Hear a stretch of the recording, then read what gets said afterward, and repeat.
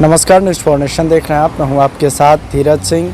आज 21 जुलाई को राष्ट्रपति चुनाव में एनडीए उम्मीदवार रहीं द्रौपदी मुर्मू को बड़ी जीत हासिल हुई है। बता दें कि द्रौपदी मुर्मू ने जो विपक्ष के साझा उम्मीदवार थे यशवंत सिन्हा को उन्होंने बड़ी मार्जिन से हराया है। बता दें कि अब जो द्रौपदी मुर्मू है वो जल्द ही देश के नए राष्ट्रपति के रूप में शपथ लेंगे। इसको लेकर बिहार एनडीए के तमाम बड़े नेताओं ने खुशी जाहिर की है। बता दें कि जेडीयू के जो राष्ट्रीय अध्यक्ष हैं ललन सिंह, जो केंद्रीय मंत्री और आरएलजेपी के राष्ट्रीय अध्यक्ष हैं पशुपति कुमार पारस और बिहार बीजेपी के प्रदेश अध्यक्ष संजय जायसवाल ने एक सुर में द्रौपदी मुर्मू की जीत पर खुशी जाहिर की। उन्होंने साफ तौर पे कहा है कि ये जीत देश की आदिवासी महिलाओं, आदिवासी समाज के और पिछड़े समाज के लिए एक बड़ा संदेश जरूर देगी। क्या कुछ कह रहे हैं बिहार एनडीए के तमाम बड़े नेता, छोड़ जाते हैं आप उनके वीडियो के साथ।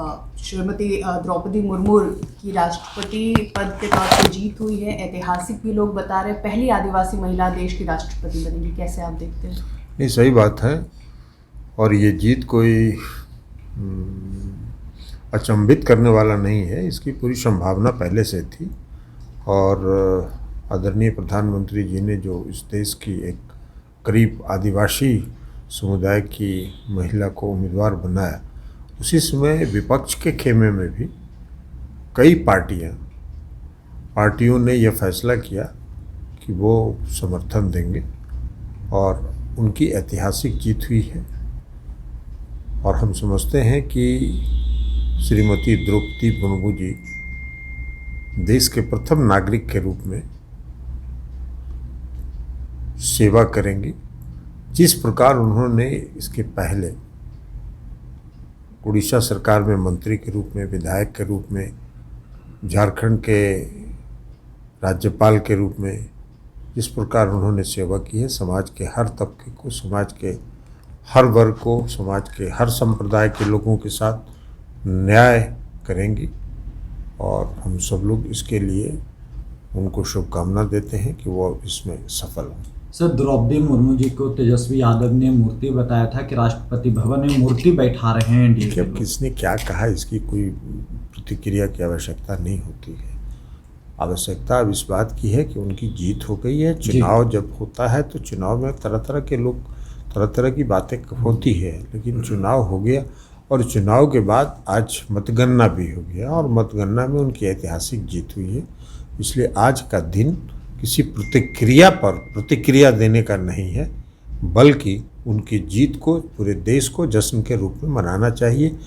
और देश की दूसरी महिला राष्ट्रपति बनेंगी श्रीमती द्रौपदी मुर्मू जी, और इसके लिए पूरे देशवासियों की ओर से उनको शुभकामना आज मिली है। लगभग द्रौपदी मुर्मू की जीत सुनिश्चित है, क्या कहेंगे आप इस पर? राष्ट्रपति का तो जीत उसी दिन निश्चित हो गया जिस दिन नामांकन की थी, और कोई कंटेस्ट नहीं है। मैंने तो पहले भी कहा था कि जसवंत सिन्हा जी को चुनाव नहीं लड़ना चाहिए था, क्योंकि देश में आज़ादी के बाद, और मैं समझता हूँ कि आज़ादी के पहले भी, ये पहला मौका है कि किसी आदिवासी महिलाओं को टिकट दिया गया।